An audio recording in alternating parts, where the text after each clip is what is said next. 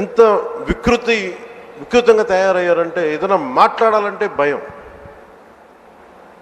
అధికార వ్యవస్థ ఒక భయం గుప్పెట్లో చిక్కుకుపోయారు. నేను అడిగేవాడిని చాలామంది అధికారులు, ఎందుకు మీరు ఏం మాట్లాడలేదని. నాకు అర్థమైంది ఏంటంటే, మేము వచ్చిన తర్వాత నిజంగా రాజకీయ వ్యవస్థ కానీ బాధ్యతతో లేకపోతే అధికార యంత్రాంగం కూడా ఏమీ చేయలేదు, నిస్సహాయంగా చూస్తూ ఉండడం తప్ప అనేది మేము ప్రత్యక్షంగా చూసాం, అనుభవంలోకి వచ్చింది.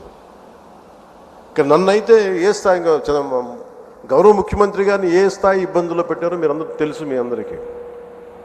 కానీ నన్నైతే నాకు అనిపించేది, వైజాగ్లో విశాఖపట్నంలో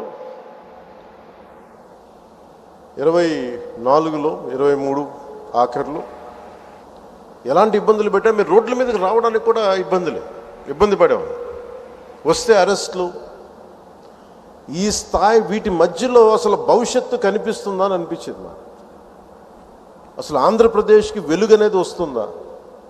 ఇలా భయం గుప్పిట్లోనే బతకాలా? వాళ్ళ ఇష్టానికి చట్టాలు, ఇష్టాలకి బెదిరింపులు, నోటికి ఏదొస్తుంది మాట్లాడటాలు, ఇవన్నీ చూసిన తర్వాత